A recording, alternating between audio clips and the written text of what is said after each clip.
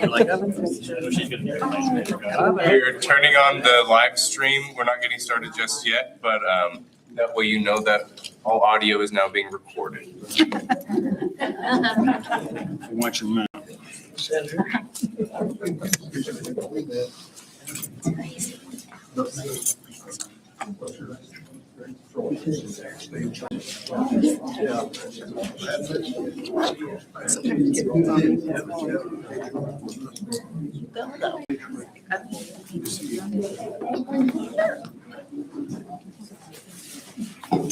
There's a couple seats up front still here, and it looks like one dead in the center, if anybody's looking.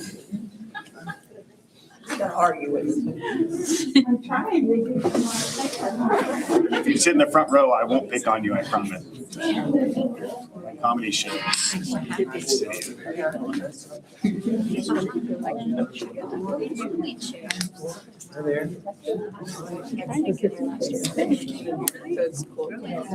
face is at you.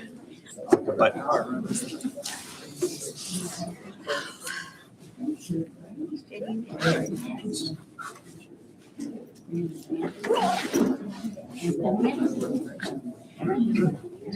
Really?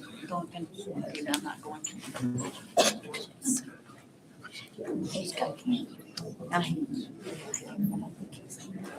Oh, there it is.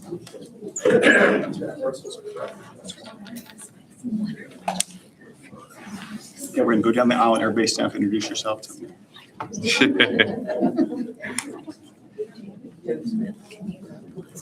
All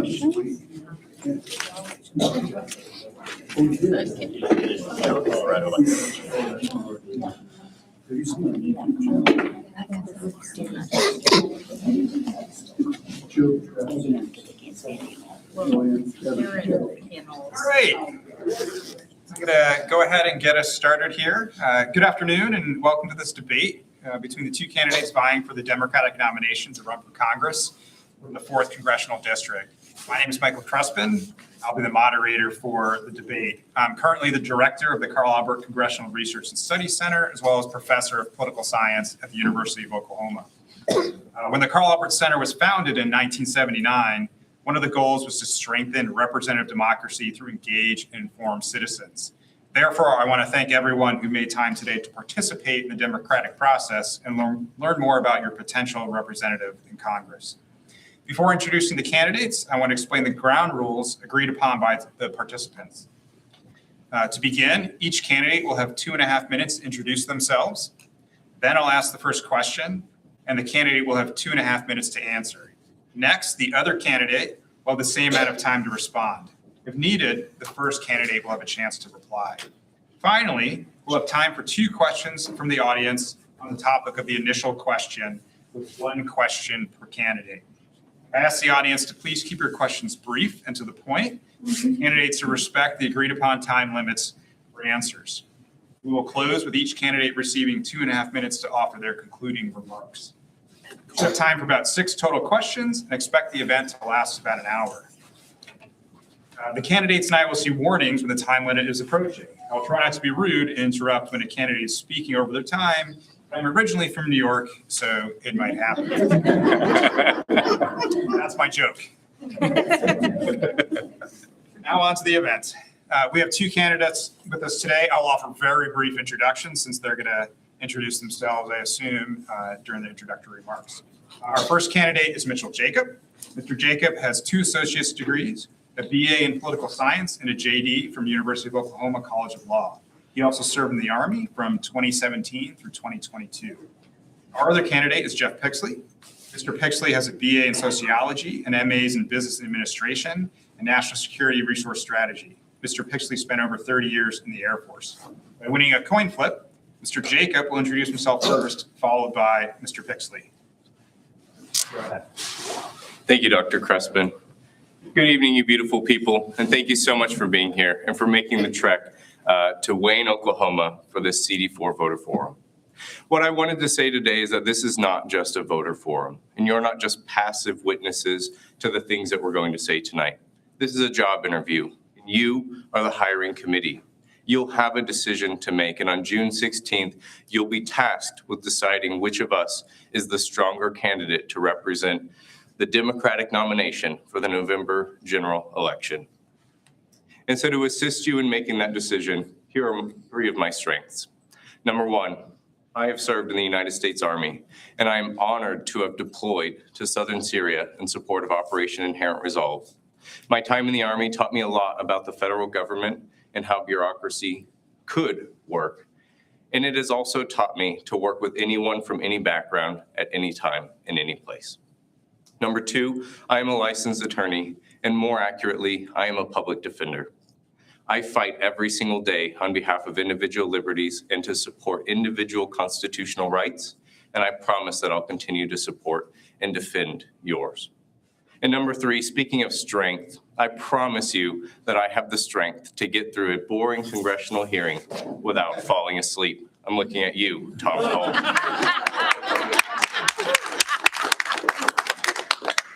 So as you listen to us tonight, I hope you'll keep that in mind so that you can make the most informed decision for you and pick your most preferred candidate at that June 16th ballot. I look forward to your questions tonight, and once again, thank you for being here.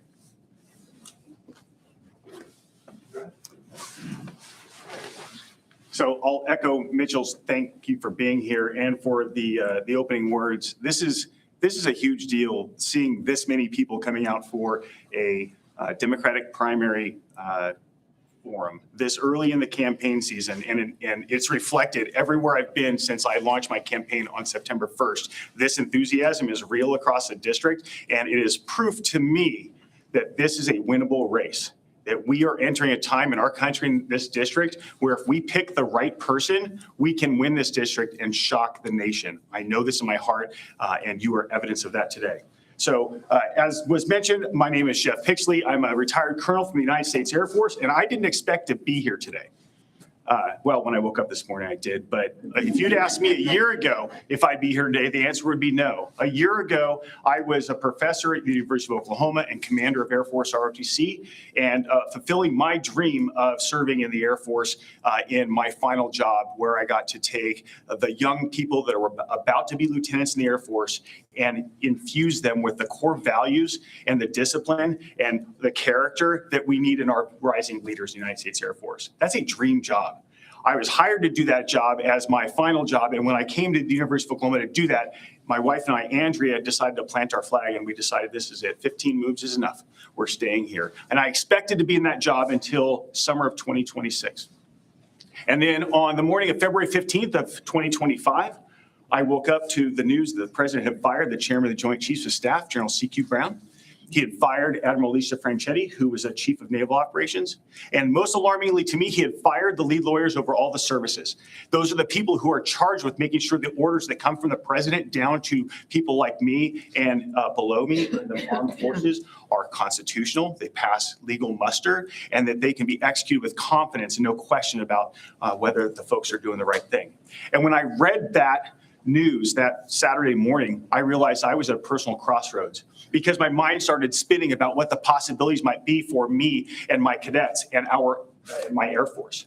And the scenarios that I came up with were alarming enough to me that I thought, I'm going to be asked to violate my oath of office that I took when I was 17 years old back in 1989 while still a senior in high school. And I realized I couldn't possibly do that. So I woke up an hour later, my wife woke up and I said, my dear, I have news. I'm retiring from the United States Air Force, and I'm going to take out Tom Cole in 2026. Yeah.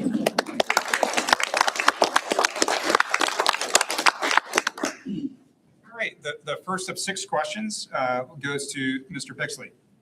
When asked in a recent survey, 1/3 of the population said the state of the economy was the most important problem facing the nation. The high cost of living cited the most. What is your plan to help the constituents of this district on the issue of affordability? A great question, and that survey is reflected in what I'm seeing when I talk to folks on on the campaign trail. People are being pinched every day, not just by an economy that seems to be built for rich people to be successful and the regular working person to be struggling, but every day we are seeing decision-making coming from Washington, D.C. that makes that pressure higher. The tariffs that were imposed by the president unilaterally, skipping Congress and their responsibility to take a role in that, is putting pressure on an already difficult economy for people to work in. When I get to Washington, D.C., one of my first priorities, and if you've read my walk card, you'll see this on there. When I say restore constitutional balance, what I'm talking about is the wild overreach of the executive branch that has been happening over the last really about 2 decades. But that creep has turned into a giant pull, and we have a president now, an administration who seems bound and determined to execute every bit of the power that they've amassed and push the envelope even further. And by imposing tariffs in a way that punishes the American people and then gaslights them into believing that somebody else is paying the bill, Congress can fix that. Congress has a responsibility to fix that. And Tom Cole, as the chairman of the Appropriations Committee, certainly has the influence and power to do it if he chose to use it. So mission number 1 for me is restore the constitutional balance and get Congress back in the business of governing our country instead of sitting on the sidelines. On top of that, the American people have for too long been toiling with a minimum wage that has not kept up with inflation, not even close. And I know Oklahoma is about to vote on this and go to $15 an hour by 2029. That's too little and too long, too far away from now. That needs to happen faster. It hasn't kept up with the with inflation, and it's robbed the American people of their ability to turn their day-to-day work, toiling for the people who are really lining their pockets, to build a better lives, own their homes, and put their kids in either in college or into a trade where they feel like they're going to do better than their parents. Just this morning, my wife showed me an article that said the average age of the new home buyer in our country today is over 50 years old. The average new home buyer, first home, 50 years old. That's a broken system, and we don't have to tolerate that minimum wage increase, and getting the tariffs taken off our backs would day one work for us. Thanks. Article 1 of the United States Constitution invests the power to impose taxes with Congress. And yet from day one, the Trump administration has been defying that constitutional requirement. And we've watched a whipsaw foreign policy, imposing tariffs because he disliked someone, imposing tariffs for no reason at all, and imposing tariffs that are bankrupting American small businesses, farmers, and hardworking people right here in our local communities. What we know is that a rising tide can lift all boats. And what I want to see is an expansion, a massive expansion of the Small Business Administration. Because one thing that strikes me as we deal with increasing costs and low wages is that this is a model that benefits corporate America while pushing the expenses and the costs back onto the people. If you can work at Walmart and have employment while also qualifying for SNAP benefits, then that is a system of exploitation, and it must end. It is time to take care of the people and no longer continue with a system of corporate welfare, because we decry socialism as a country constantly, and yet socialism exists well and good if you have enough money right now. And to that point about home ownership, what I had written here is that I want to see an expansion. In 2019, my wife and I struggled to afford a $139,000 home as our first home. And since 2019, we know that the average cost of a home has, in some localities, doubled, tripled, or quadrupled across this country. And while that is wonderful for the folks who already owned those homes, it means that the rest of Americans wonder if they'll ever own anything other than debt. And that is a reality that I want to resolve. We have a FHA, we have a housing administration, we have HUD, the Housing and Urban Development Agency, and we have systems in place. We already have loan programs to allow people to start those businesses and own those homes. And I want to see that expand, because the people, you, deserve a government that supports you. Thank you. Mr. Pixley, would you like to respond? All right, now we have time for questions from the audience on the topic of the economy, and we'd ask one question for one candidate and the second question for the other. Just please raise your hand if you have a question. Yeah. What is your plan to tackle these large corporations?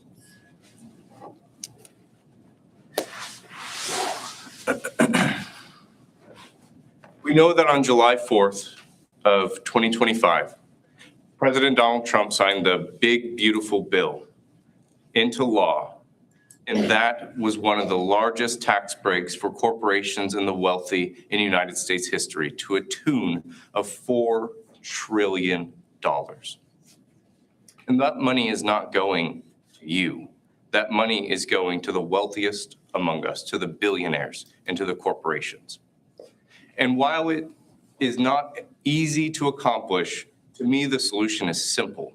We begin to roll back those tax breaks that do not benefit the American people, that keep pushing costs back onto us, and that keep the struggle amongst those who need the most help. And what I want to see is, if we're going to spend $4 trillion, fine. Spend it on the programs that most help people. Let's create Medicare for all, and let's see a higher minimum wage, and let's see an expansion of SNAP that only costs $40 billion per month, by the way, and is a drop in the bucket of what we spend on some of these tax breaks. So to be very clear and simple, I would roll back the tax breaks that we've been offering and use them to fund the programs that most benefit you and me. Another question from the audience, directed to you. It has to be to me.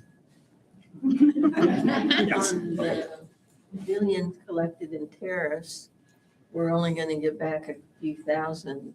So, okay.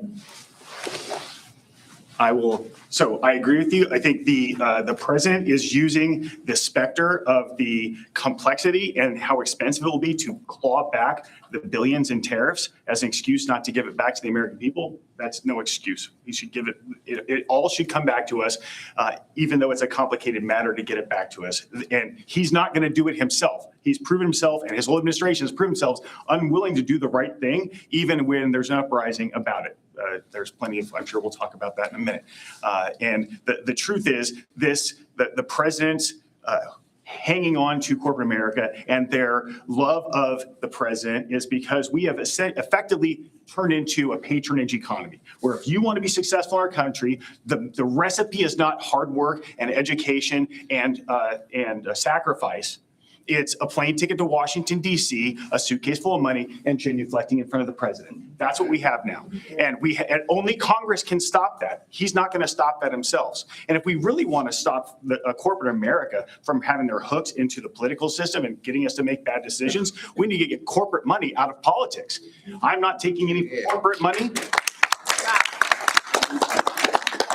Taking foreign influence money. This campaign is going to be run by small dollar contributors, and across our country, if every congressman skewed corporate money and stopped making themselves rich in office by trading stocks and all those other things, that even if someone's doing it on the up and up, the mere appearance of impropriety erodes trust in our government. And the trust in Congress is about as low as it's ever been historically. And that's not by accident. It's by the behavior of members of Congress who have decided that their own political or financial ambitions are more important than the people in their district. So we have to fight that, but we have to set the example. And that starts in the campaign. You don't wait till you get to office to do the right thing. You do the right thing in the campaign, keep it small dollars, and tell corporations, if they want to impress me, pay their people more. Stop abusing their employees. Let them unionize. That's how we take back the power from our government.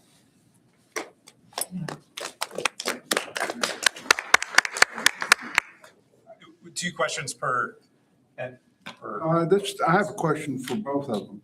Yeah, so we agreed on 2 questions for the audience for each set of questions. So I'm going to move on to our next. Sorry, I'm hard of hearing, so I'll refine. Yeah, no problem. We're going to do another set of questions. You'll have a chance to ask again. Okay. The second question, Mr. Jacob will answer first. You, as well as your opponent, spent time serving your country in the military. How will your military experience help to serve the constituents of this district?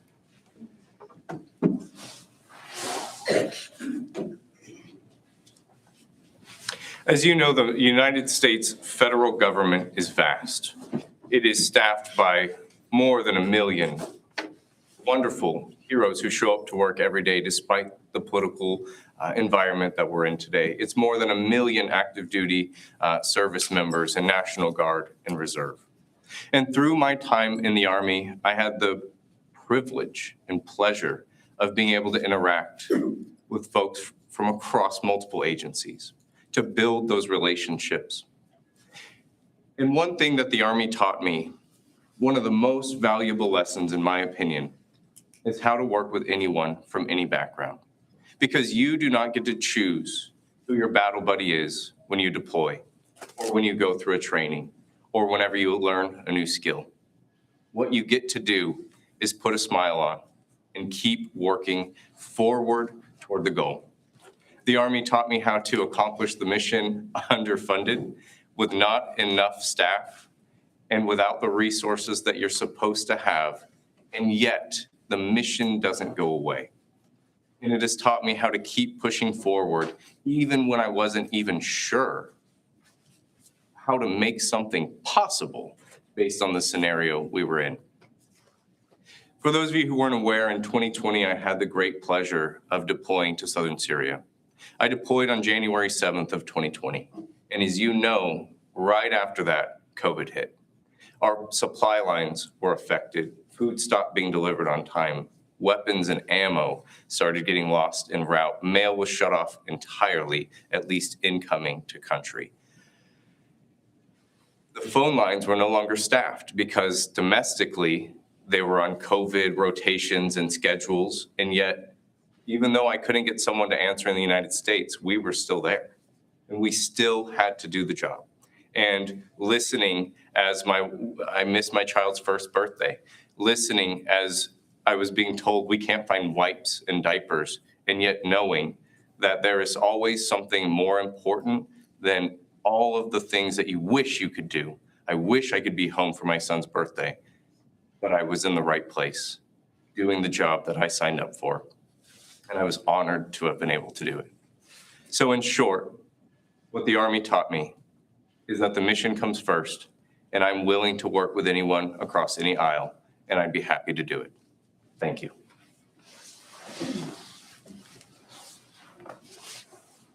I was born to 2 Air Force veterans who served in the Vietnam era. And I grew up in essentially a shrine to military service for them and for my grandparents' generation who fought in World War II. So I was destined to be in the military. It was part of who I was. When I joined the Air Force at 17 years old and was introduced to our core values, integrity first, service before self, and excellence in all we do, those sounded like taglines, but we had to memorize them. And over the years of service and being asked to put my oath of office to the test with deployments, with late night shift work, being gone, missing birthdays, many of those, what I learned in my 35 years of service is there are some things that are worth sacrificing everything for. And when you're in the military, you're surrounded by people who've made that same promise. They write that blank check to the service, and they say that this mission, whatever it is, even if it may not be something they agree with. When I first deployed to Iraq, I was extremely skeptical about our reasoning for being in Iraq, as many of us were. Probably a lot of people in this room were. But I didn't hesitate when I was called to go because it was my job to go there and execute that mission. When you take an oath, you must uphold it. And no matter how many hours you're asked to work, no matter how much your family's asked to sacrifice to allow you to do that, it's your job to do that. And if you can't do that, you only have one option, and that's to resign and go find something else to do. So the nexus with a congressional run for me is I see this run as a continuation of that promise I made in 1989 to always serve my country. My oath ends with, so help me God, not with until further notice. I'm serving all the way until my dying breath to defend this country the way I was asked to when I was 17, and when they asked me to deploy to Iraq, when they put a nuclear bomb on my airplane, when they asked me to work on Air Force One, when they asked me to leave my family behind for a year, when they asked me to be in Alaska during COVID and have my family spread around the world where I couldn't reach out to them. I did every one of those things with a smile on my face because I knew I was doing what my family raised me to do and the promise I made them. And when I get to Congress, I'll be doing it again for you.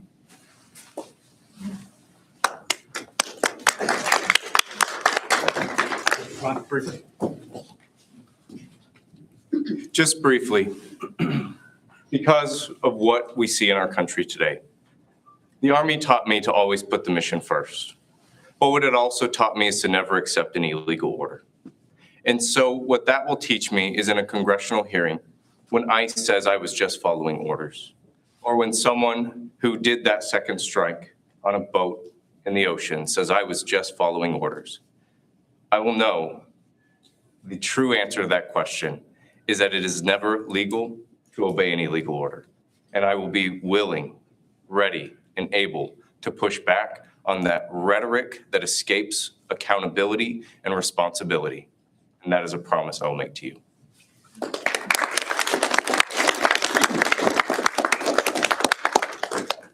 Now we'll have 2 questions on the topic of the military, one for each candidate. Sir? Not the military, I'm sorry. Okay. Sir? One, I want to know just how far are you willing to push back?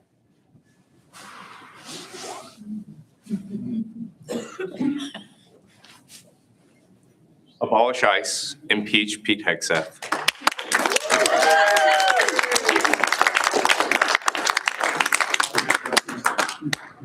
How will you distinguish yourself from Tom Cole, who you will be faced to distinguish yourself from and all the things that he's known for in terms of supporting the military?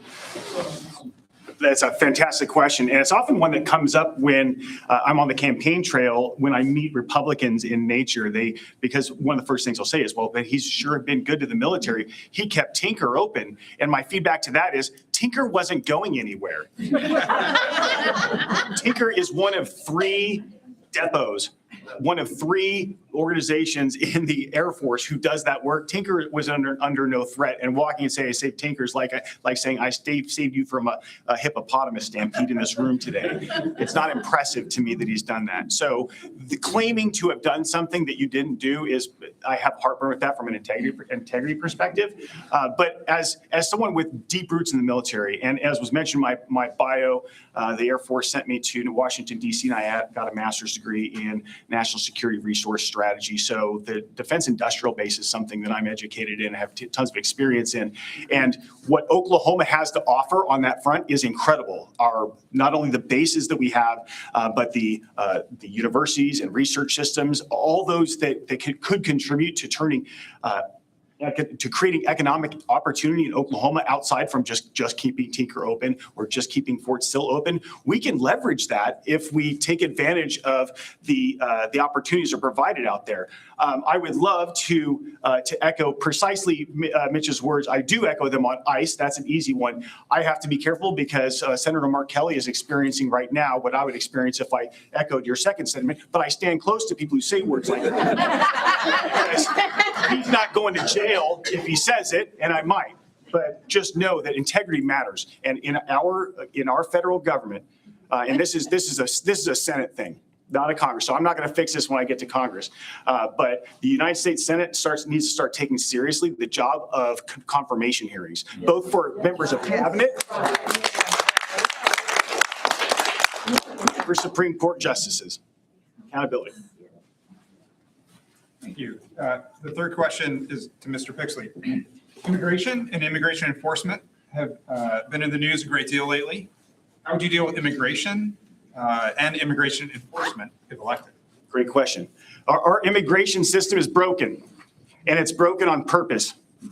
It's broken on purpose by people who want to create a class of people in the country, workers who can be exploited easily and taken advantage of in their communities, in their businesses, and in their lives. The The people who know best this are the people in the border states who are watching every day how the influx of migrants affects them directly. And the feedback from them is not that there's a bunch of murderers and other scoundrels coming across. It's about resources. It's about taking good care of people. It's about making sure that they have access to the essential needs that every person has. The fact is that immigration is a net positive for our country. That's undisputable. It's completely correct. And historically, America's been a nation of immigrants. And this broken system we've created is, it still baffles me when people point at the immigration system and point at those who get here without going through the process. Those are people who haven't researched what the process is. It is nearly impossible to legally immigrate to this country today. There's a great study by Cato Institute, and Cato's not some radical left-leaning organization. Cato wrote a paper called the Impossibility of Legal Immigration. We have created a system that makes it hard for people to follow the rules, but because of not only push out of their home countries, but the very attractive pull for our way of life, which people are striving to be a part of, that we only have one small, narrow point of entry and create a backlog around it is our doing. And this is the only time I'm going to say this, I promise. But people like James Langford even know that.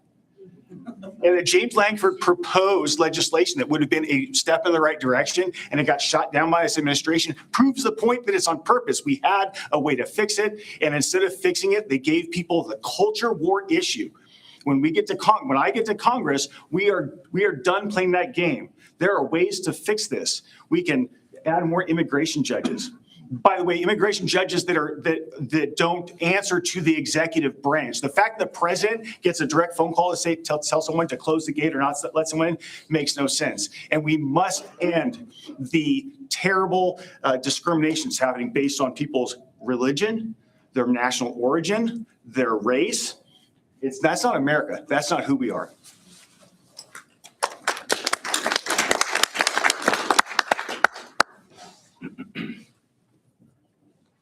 I see that the immigration system has two primary issues right now. On the one hand, we deal with enforcement of immigration, and on the other hand, we deal with the immigration system itself. For example, in July of last year, instead of appropriating $100 billion to hire those judges or to expand processing capacity or to build courtrooms, we appropriated $100 billion to enforcement. And we have now built an ICE deportation facility in almost every major city in the United States of America, to include Tulsa and Oklahoma City. It's happening right here.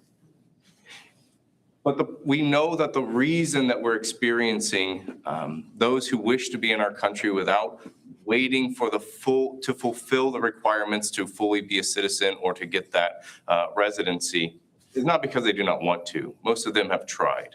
Instead, it's because we know that it is 8 to 12 years on average before you'll get that decision. And being forced to wait 8 or 12 years in the country that you're trying to get away from is putting people's lives at risk. And that is why they're coming to the greatest country in the world. And it is on us to create a system that can vet them, that can process these applications, and can allow more people to come into our country to contribute to it. And what I want is to see these processed in under 18 months. Whether that's citizenship, asylum, refugee, those should be faster. But I'll start with 18 months, and also for residency. And then we have enforcement. Again, abolish ICE. While we're getting there, let's start reining them in. No more masks. Congress has the power to do that. No more detention facilities, because if the point of ICE is to deport, then deport. But clearly the point is control. It is fear. It is violence. 3,000 Proud Boys on the streets of Minneapolis, that looks a lot like history, my friends. It looks a lot like history. And I refuse to sit idly by while history continues to repeat itself. And that is why I'm here in front of you today, to tell you that I will hold these people. That's what they are. These Proud Boys, individually responsible for their actions, that they are not representative of the federal government and that we can go after them in their individual capacity and that they do not get shielded just because they're representative, not of my United States of America. I'll tell you that quite clearly. Just because you've been hired does not mean that you represent our will. And so it is time that we eliminate that blanket protection and that we allow, because it is the people who come first. The laws are not more important than citizenship, and no more U.S. citizenships should be wrapped up in a single ICE operation. Thank you. Would you like to respond? Just really a pile-on versus a response. Qualified immunity and the president giving a permission structure for people to abuse citizens and non-citizens is abhorrent. When we get to Congress, the very first matter we need to undertake is strict oversight and subpoenaing of training records, recruiting records, every field order, every internal communication, every video, every one of those things are government records. They belong to us as the American people. We have the right to see them, and we need to prosecute every single person from the top of the chain of command all the way down for those people who violated human rights and violated the law. No, full stop. Yes. Does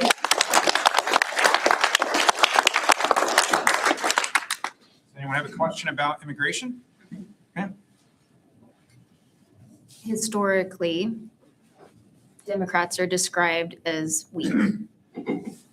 And current situations notwithstanding, statistically, Democrats overcompensate for that identity by being harsh on crime, drugs, immigration, etc.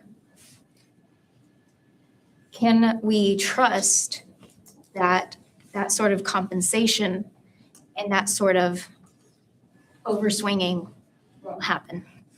That's an excellent question. And, we could have a whole series on the Democrat, sorry for those ODP people in the room, the Democratic Party's reputation in Oklahoma is not awesome. And being accused of doing the switcheroo after getting elected is something that just feeds on that. So as I campaign, my approach to folks is pretty simple. You're going to get who I am, and I'm going to let you ask me questions, and I'm going to give you my honest answer. And if you don't think that's a good answer, then now you can make a good decision about whether or not to support me.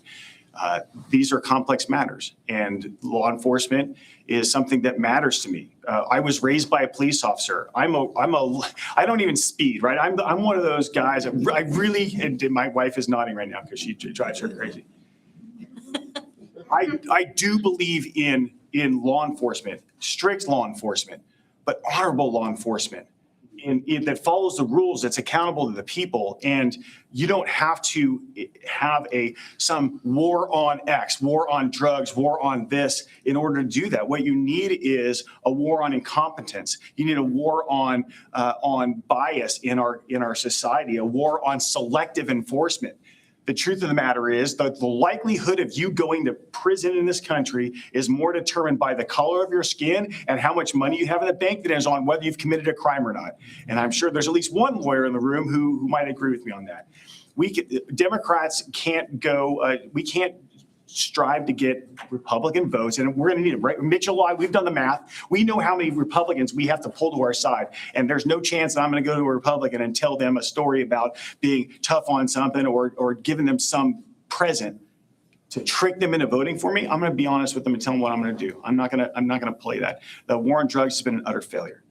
The war on drugs and utter failure has hurt thousands and thousands and thousands of people in Oklahoma. There are people in prison right now today. They have no business being in prison. What they need, at best, they need to be released and get some treatment for whatever their addiction such that it exists. We can do a lot better than that. So I'm not going to do this switcheroo. And we do have to find a way in this state to address the concerns and needs of the people across the district, right? This is not a Democratic leaning district. So the needs and desires of Republicans matter, but not a single one I've talked to has led with the crime problem in Oklahoma. They care about affordability. They care about the future of their farms. And the cattle prices, whether they can fix their farm equipment or whether they have to take it to the dealership and get approval to fix it, that's what they're worried about. And when a Democrat stands in front of a Republican and makes a promise on one of those culture war issues, we need to take care. We're not trading our honor for a vote. I'm not going to do that. Another question on the topic of immigration? I have a question. Oh, Let's open up. Who hasn't? Go ahead. Many of these communities that are being targeted by the Trump administration were communities that were granted some sort of refugee status from Somalia or Haiti. Trump is now targeting these groups and threatening to revoke all of their protections that Biden give. Would you support some sort of congressional effort to guarantee these protections cannot be just stripped by the next president that comes along? Our immigration laws are determined by Congress, not by the executive branch. It is not on the President of the United States of America to decide who should be allowed in this country, who should remain in this country, and whether or not someone should even be in this country to begin with. And it is time that we put the force and the full throat of the American Constitution back into place. It is time for Congress to take its role back and to stop ceding it to a president who has clearly never read the United States Constitution and who has surrounded himself with people who have no desire but to see it shredded into a million little pieces. Wherever you're from, wherever you find yourself today, you matter, and you matter to me. I'm very glad that you're in the United States of America, and I'm glad that you want to call this place that I love home. My wife, for those of you who don't know, is a naturalized citizen of the United States of America, and I worry. We have seen this administration go after even those who are naturalized status. He's talked about denaturalization. He's talked about stripping Americans of their American citizenship. And quite frankly, I am not sure where in the United States Code he finds the authority to do so. And I'll tell you why, because it's not there.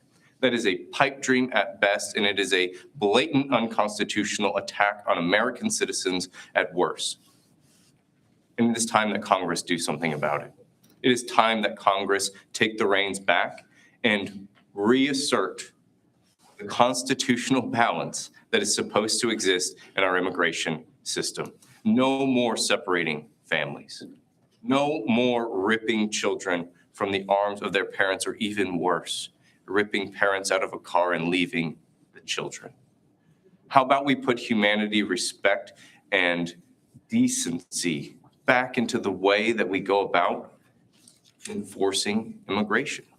Because we know for a fact that the Biden administration and the Obama administration each individually deported far more people than the Trump administration has.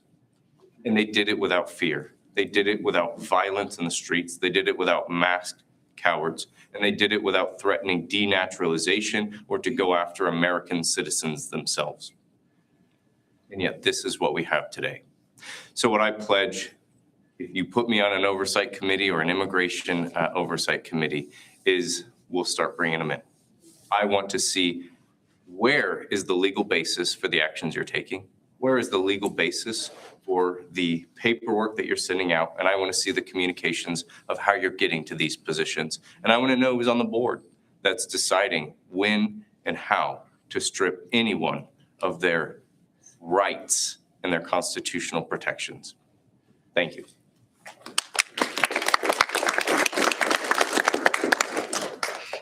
Fourth question goes to Mr. Jacob. With the war in Ukraine, a possible revolution in Iran, talk of the United States acquiring Greenland, our foreign policy is facing many challenges. How would you describe your doctrine when it comes to foreign affairs?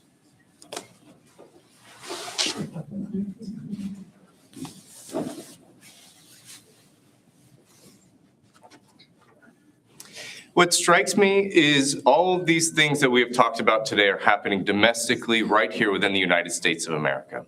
And yet we have a president who believes that he has the right to go, for example, into Venezuela and to kidnap a sitting president and bring him into the United States to be held to answer for, by the way, violations of US law.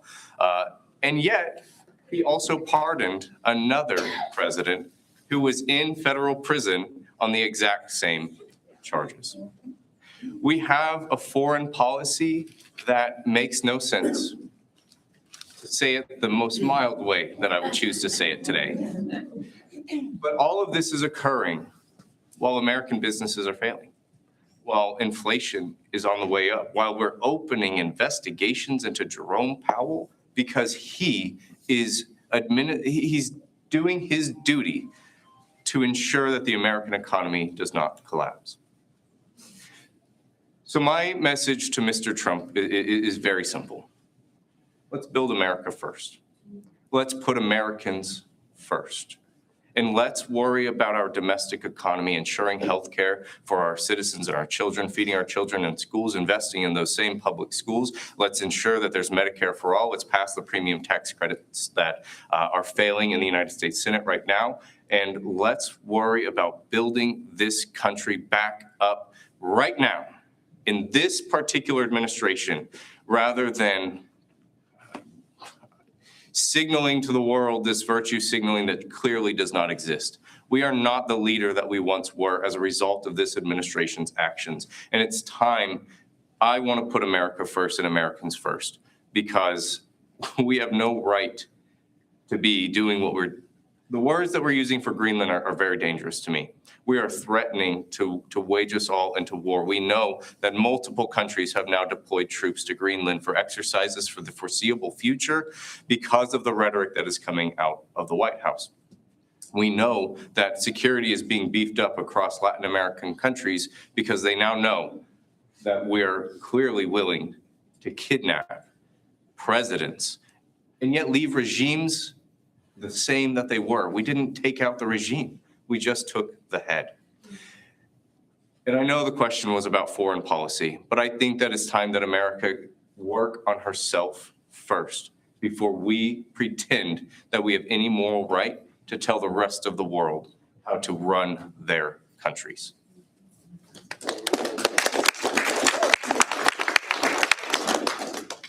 I haven't workshopped the name of it yet, of the doctrine. We've heard that President Trump is calling it the Don Road Doctrine, which is, you haven't heard it yet, it's basically destroy the world. And while my first priority is the American people, the people of the 4th District and people I know and love in my family, the last thing I want is for us to focus inward and spend all our time healing ourselves and ignoring the world, and then wake up, or have my kids wake up and see Europe that's been overrun by Russia, and a Taiwan that's now Chinese, and a South Korea that has now been overrun by North Koreans. We have the capacity to do both, but what we have to do is rebuild the trust. So maybe the doctrine should be called Restore the World's Trust. We have thrown that away. And I was in the Air Force long enough to be there right as the Cold War ended, when the Berlin Wall fell. We stood proudly as the only remaining superpower that had credibility on the world stage. And our policy, while imperfect, was something that people pointed to and wanted to model their own systems after. They modeled their military training after us. They bought our weapon systems. We benefit from the being reflected in our allies around the world in a way economically right here in Oklahoma. We should not throw that away. The president's threat against Greenland would be the death of NATO. And if you haven't studied NATO, the death of NATO at our hands would be a stain on our history that is in the same category as slavery. And I'm not exaggerating. Because what will happen in Europe, what we will have given away, what we have fought for 75 years will be thrown away in an instant, because Vladimir Putin is waiting. He's waiting for us to do that. If we walk away from NATO or destroy it with a Greenland invasion, it will be our fault. What happens in Europe will be our fault. We can do both. And Tom Cole knows better. And he was interviewed on a Fox News affiliate the other night, and it was a phone call interview, so I didn't get to see his face when he said this. So I don't know if he was beat red with embarrassment as he uttered these words, but he described Greenland as nominally controlled by the Danes. That's a funny way of saying a sovereign nation. You think Tom Cole would know what the word sovereignty means. He's walking away from the Danes, and he gave the permission structure to the president to either acquire Greenland by force or through coercion, which is the tack they're taking now. We have to stop that. We can protect America and restore trust on the world stage by just being good citizens.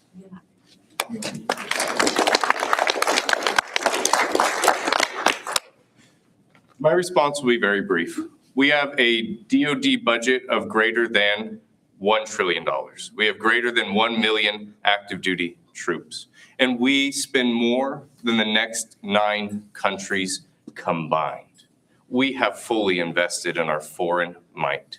I believe it's time that we work for just a little while on our domestic well-being. Thank you. Does anyone have a question on foreign affairs? Yeah, maybe for Jeff. So we've seen Israel go from being a close ally to some toxic version of your crazy uncle who comes over for Thanksgiving. And I'm just wondering, we don't see anyone in the U.S. government willing to call out any of their abuses and the military abuses in Gaza and things like that. I mean, really horrible, horrible stuff. And yet it seems like there may be 3 people in the entire Congress who will even say anything about it. So what's going to be your approach to Israel, and how do we push back on some of the worst abuses we see over there? Thank you. That's a phenomenal question. I'll begin with a really important point. Everybody look me in the eyeballs when I say this. What happened in Gaza was genocide. It is. It was. What's happening in Gaza is genocide.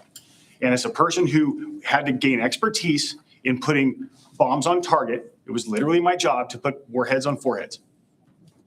And war is awful. War is terrible. But we have the technology, as do the Israelis, of being very selective and precise to the second. I can put a bomb with my F-16 to the second to a very classified small space. And here's the deal. Once you have the ability to do that, you have the moral obligation to do that. And Benjamin Netanyahu and his government have all those resources, and instead of using that precision and being selective and sparing the lives of innocent children and non-combatants in that, don't get me wrong, what Gaza was a problem that they needed to address. Terrorism is a problem people need to address. We don't have to murder a bunch of innocents to get it done. And a moral stance. This is why we honor military members who follow the law of armed conflict, because the law of armed conflict sometimes requires you to take additional risk yourself to be sure you don't harm someone. And Israel has failed to do that. And to make sure that nobody wonders where I stand on this matter, notice I didn't say the word Jewish. This is not about religion. This is about a government that's abusing its neighborhood, and Benjamin Netanyahu is not a friend of our country. And to specifically your question, I don't know if there's even 3 in Congress, but if you're taking AIPAC money, as far as I'm concerned, your judgment is suspect. If you're taking AIPAC money, your judgment is suspect.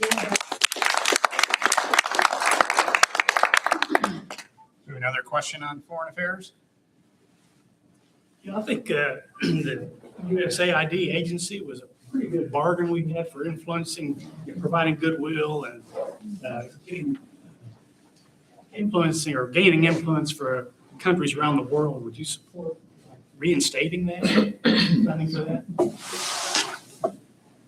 So what we've been discussing thus far is hard power, the ability of the United States to wage and win war. But there are other types of powers that exist. For example, USAID was our best avenue for soft power, for eradicating diseases, for feeding families, for staffing clinics, for ensuring that those who are willing to go out and put themselves at risk in places that most Americans will never step foot, that they had the resources to do so. That was its only purpose. And domestically, we know that USAID was the #1 purchaser of domestically grown crops. So we have shot ourselves in both feet. First, we're letting crops rot in warehouses while discussing bridge loans to farmers when we didn't have to impose those tariffs, we didn't have to destroy USAID, and this problem wouldn't have existed if he had followed the law, quite frankly. And then beyond that, now the only thing that is out there for the United States is our military presence. We are no longer sending those medicines, we're no longer sending those vaccines, that food that help those resources and staff and workers across the world to spread U.S. influence in a way that does not require an M4. So yes, I fully support the reimplementation and the reinstallation of the USAID and the spreading of soft power throughout the world, because we do not just have to have the biggest gun. We can also have the biggest smile, and we can also just be willing to help people because we have the ability to do so. We are the wealthiest country in the world. We have the largest economy in the world. And it was literally a fraction of a percentage of the US budget to have USAID continue to operate. We may have saved a couple of dollars, but we have also cost us decades of progress.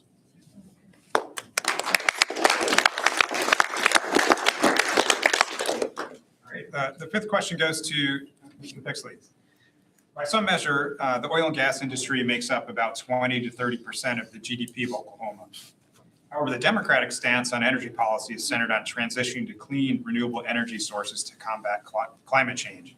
How would you balance these two potentially competing priorities? Yeah, that's a phenomenal question. And any politician in Oklahoma that doesn't think they're going to have to answer a question about oil and natural gas is crazy. And yes, there's a huge impact. Economically, a huge impact. Just ask OG&E, there's signs on the highway that tell them how big the impact is that they have here.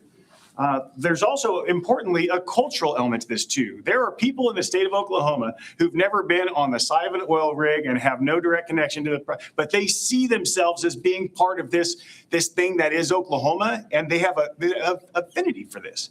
And we can't dismiss that. So when I'm having conversations with folks, what I tell everybody is, and if you're above 40 in this room, you'll probably get this reference. I'm a pretty darn progressive dude.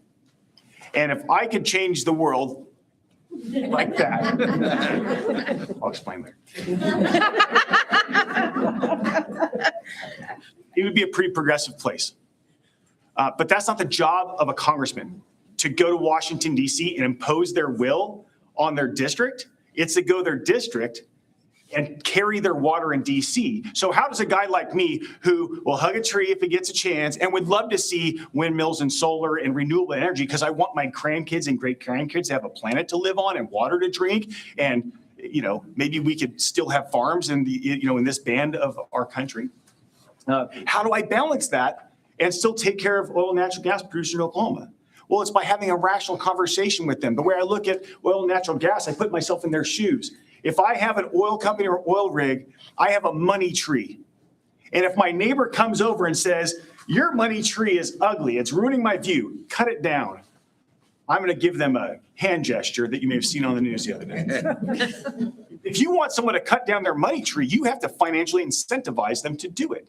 You have to tell them this will be in your best interest. And as a Democrat, just saying, wind, solar is the way to go. And if you're ignoring that, you hate your children, you hate our planet, and you're a bad person, that they're never going to bend. We need to find a way, Democrats, especially in Oklahoma, need to find a way to find what we have in common and embrace it. And when we have something that's a big difference, find some way to make a connection. You have to have some empathy. And I'm not saying that you walk into Harold Ham's office and have to feel sorry for the guy, but the truth is, he's not going to do anything. It's not in his financial interest. So we need to figure out ways to incentivize that. And whether that's tax breaks or long-term incentives or other mechanisms, the government can incentivize them to make the transition. We should do that, and we should pursue that heavily, because arm twisting has never worked. It only provides more resistance on that front.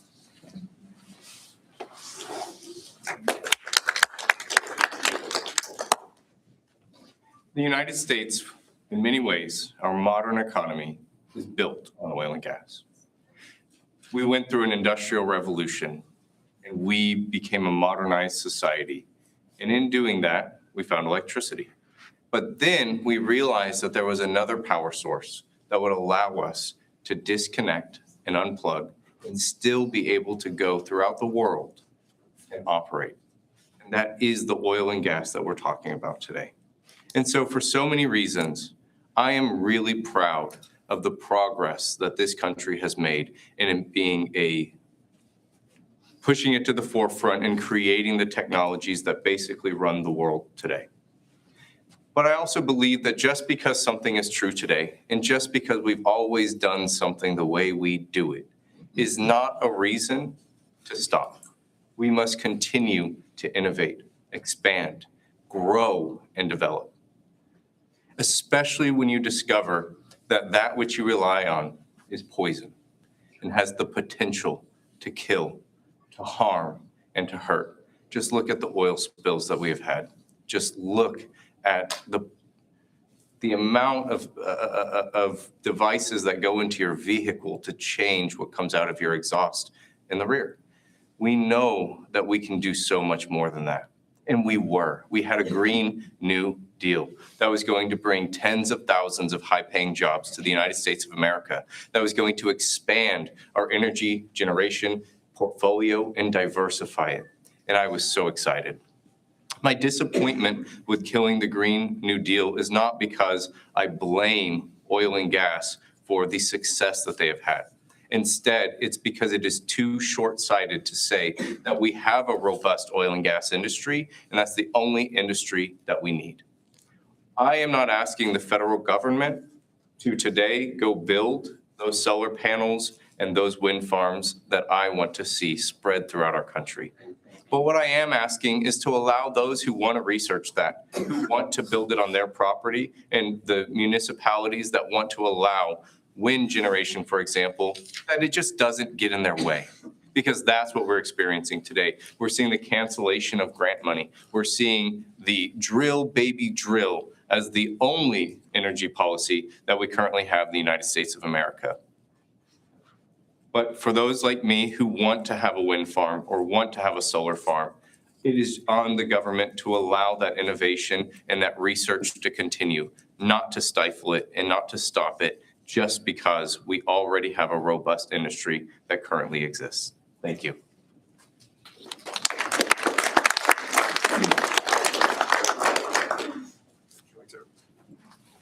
All right, questions about energy from the audience?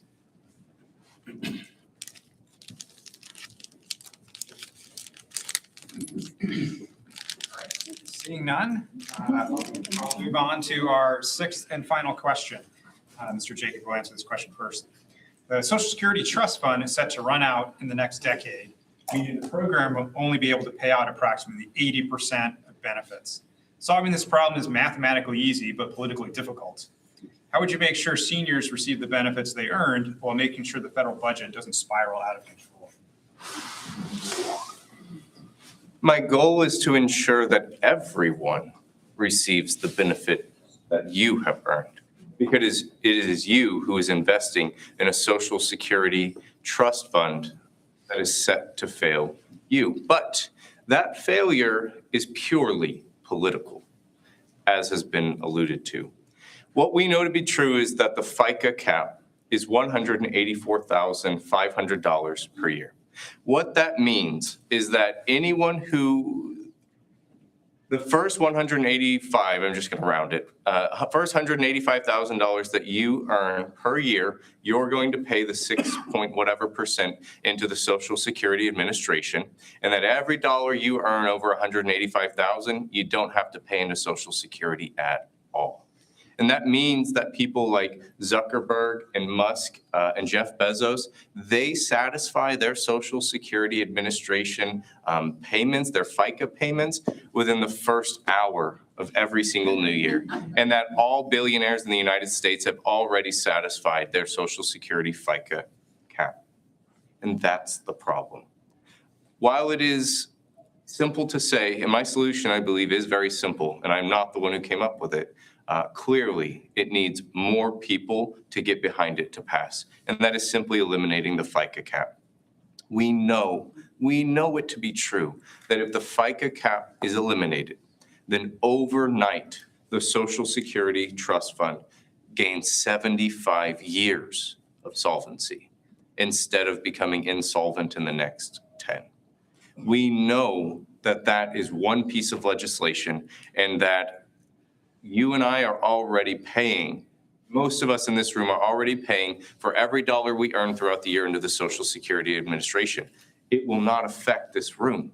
It affects the wealthiest among us.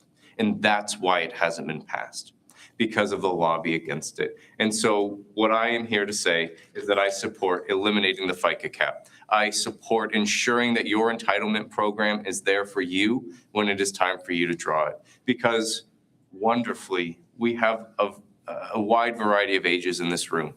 And I believe that it is incumbent upon us to ensure that every person in this room is able to draw from that Social Security trust fund when we hit the correct age and we're able to retire. That's all that I ask of the federal government today.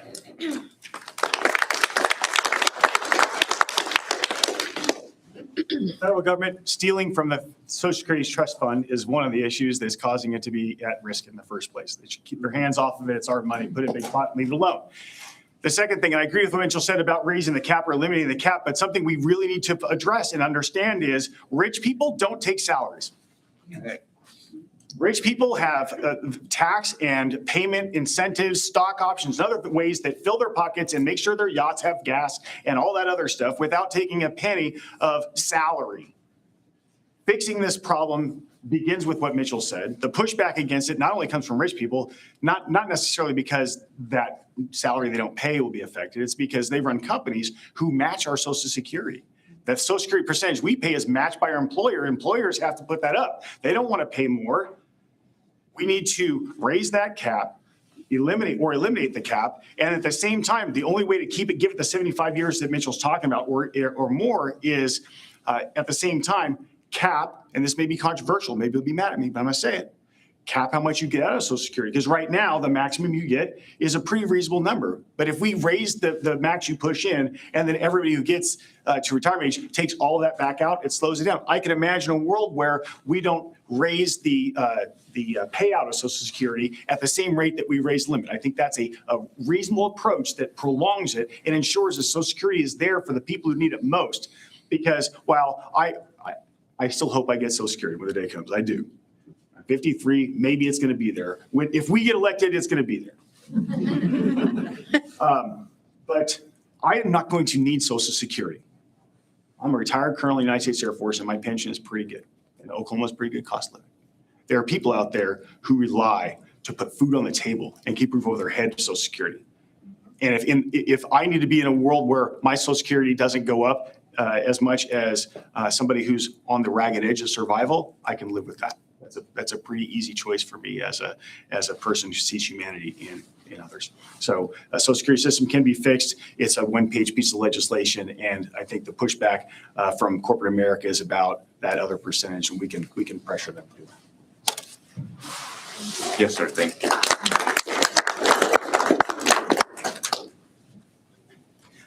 Billionaires pay taxes sometimes that do ultimately flow into entitlement programs such as, for example, SNAP. And yet SNAP has an asset test, and if you own or are worth too much money, then you cannot receive SNAP benefits. So why don't we simply eliminate the FICA cap and add an asset test to receiving Social Security? Because while it is true that the billionaires will pay the most into Social Security, quite simply and quite frankly, they also don't need it. So let's eliminate the FICA cap, put in an asset test to receive that, and it can be high, my friends, and still be left to only benefit the hardworking Americans who actually need it.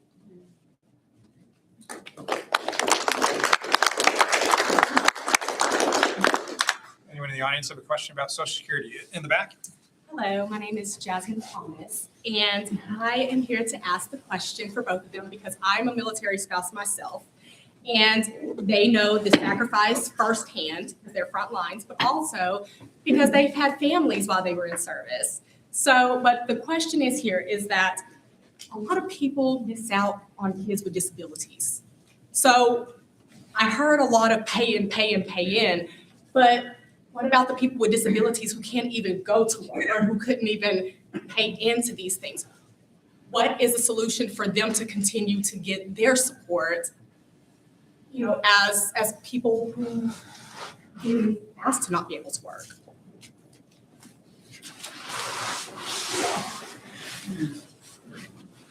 So in addition to the system that we have right now, you can receive your Social Security income. You can also receive Social Security Disability Income, or SSDI.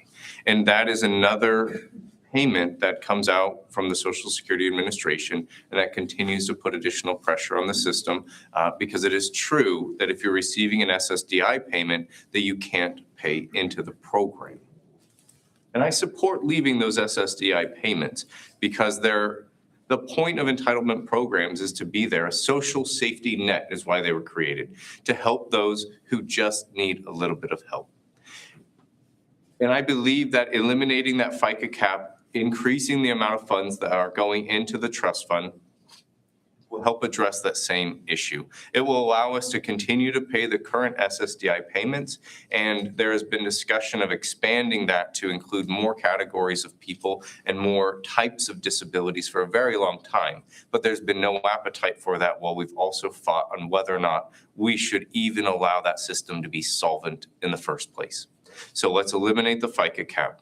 Let's add that asset test, and let's allow the system to be able to take care of all of the Americans that it was originally designed to help and benefit, instead of continuing to whittle it down and wonder if my Social Security will be eliminated next.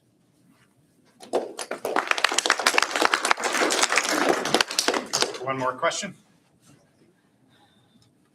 Not necessarily on Social Security. Can we go there? We're supposed to keep it on topic. I'm sorry. Hi, Matt Esker. So it was referenced that one of the big obstacles to fixing this solvency issue with Social Security was the lobbying, right? So until we can get big money out of our bought and paid for Congress and get rid of Citizens United, this is a discussion that is theoretical. How do we do that? Yeah, so that's a great question. I'm glad you brought it up because we haven't mentioned Citizens United yet. I don't think that, maybe that was going to be your seventh question if we went to 7. Citizens United has to be overturned. It's going to take strength from people, but the truth is the people in Congress right now, there's whole websites dedicated to, like, is your congressman and a bad word, right? If you haven't seen those yet, it breaks down where they get their money, who butters their bread. And it's, the more you look at that, the more it seems to me that the majority of Congress is at least partially beholden to people that aren't in their district. And the root error of that is this completely false invention by the Supreme Court that corporations are people and that money equals speech. Neither of those things are true. And I'll just, without, the Supreme Court, I'm not a lawyer and, I'm not going to pretend to be one, but, so it may seem like, arrogant of me to argue with 9 Supreme Court justices who decided that case. But let's just break it down to human terms. If money is speech, let's say money is speech. If the idea of American society is that any one of us with our First Amendment rights to address grievances with our government, to stand in the town square and say, I don't like this, to the extent that free speech exists, I can be on my soapbox, Mitchell can be on his, and we're both going to have our voice heard. With Citizens United and money equals speech, we've created a world where more money equals more speech or unlimited speech. The equivalent of me standing on a soapbox and saying something that I think I've thought through and very passionate about. And meanwhile, sponsored by Toyota, sets up a sound stage and just blares out concert level noise over the top of me. We have the equivalent of that now. And when you think of it that way, and we don't have an equal footing anymore. Your voice is smaller than a rich person's voice who has a corporate person calling them. And any congressman who's taking corporate money of any kind is suspect. And even if their voting record looks clean, in my mind, I always ask myself, is there any chance that they're getting the special phone call in the middle of the night that's adjusting these things and not having them speaking for their people? So I don't know what the methodology is. I think right now, today's Congress would be no way, but after our blue wave, and let's not fool ourselves. If Mitchell or I go to Congress, there's been a blue wave.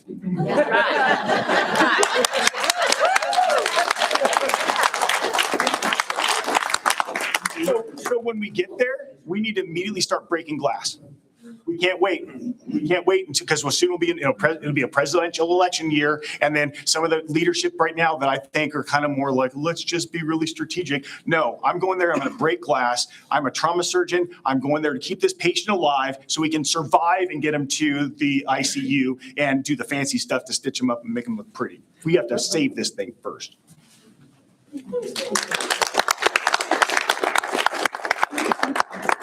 Great. Now each candidate will have 2.5 minutes to offer concluding remarks. Since Mr. Jacobs introduced himself first, Mr. Pixley will offer his concluding remarks first. Thank you again for being here. The fact that there's even more people now than when we started is it's amazing. And I hope that folks in back are taking a picture of this because I think it sends a clear signal. Jacob's right. This is a job interview. And I would say the members of the community of the 4th Congressional District are in pretty good shape because they have an embarrassment of riches, I think, in quality candidates that are throwing their hats in the ring. So I want to commend Jacob, or Mitchell, I'm sorry, I did that. I want to commend anybody who does this. Now I know firsthand, it's hard to do this. But it is a job interview, and this is the big public appearance we've done. I'm sure there will be more, but I would ask you to, as you walk out the door, ask yourself, not just what your personal impression was on the spot, whether each of us did a good job, but ask yourself when you walk out the door and you need to go tell your neighbor what you learned today. You need to convince your maybe Republican light neighbor or your independent neighbor of what's next in our country and that we have quality candidates in Congress. When you talk about us to them, how are you going to convince them? I'm going to ask you to consider that we need to be attractive to a broader swath than cornbread and beans population up in Norman and others. So I'm working hard to make sure that I'm representing myself as honestly as I can muster. Sometimes I say things that people don't want to hear, but the truth is, when you go to Washington, D.C., you have to be prepared to have hard conversations with people. Look them in the eye and say, I disagree with you, but we need to find a way to work together because this is not something we can just skip. Congress has a reputation of working 4-day weeks and taking 60 days off over the summer. This is a job that is going to require us to double down, work some overtime, maybe order a pizza and get some stuff done early in the year. So not wait until September 29th to work on a budget. And that's me, undistracted and mission focused for the rest of my dying day, till my dying day. Thank you very much for being here.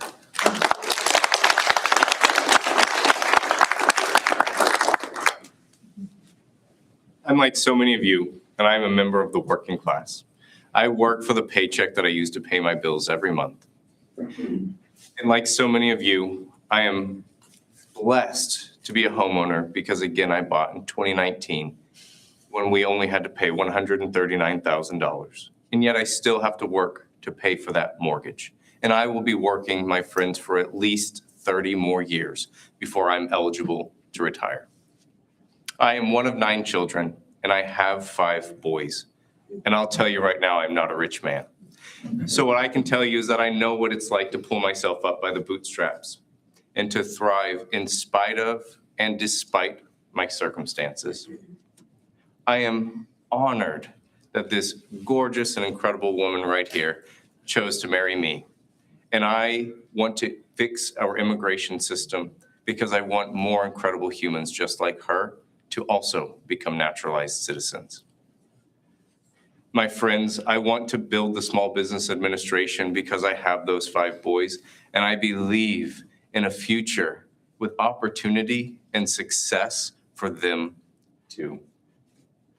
And so as we close out tonight, you've had a chance to hear from both of us.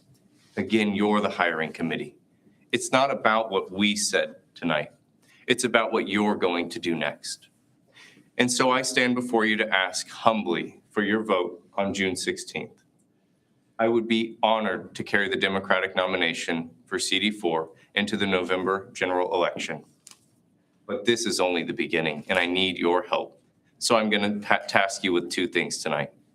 Get involved in the campaign. Come and knock some doors with me and make some phone calls. In fact, tomorrow at the headquarters in Norman from 2 to 4 p.m., you can come and do the phone bank with me. And then I'm going to ask you to talk to your neighbors, your friends, and your family. and get them involved in the campaign too. And I would be truly honored to come to a living room near you. Again, thank you for being here. The fact that you're here, quite frankly, means that you care more about this democracy than Tom Cole, who can't be bothered. And I'm so glad to be on this journey with you. The work gets started today. Thank you for being here. I'll talk to you outside.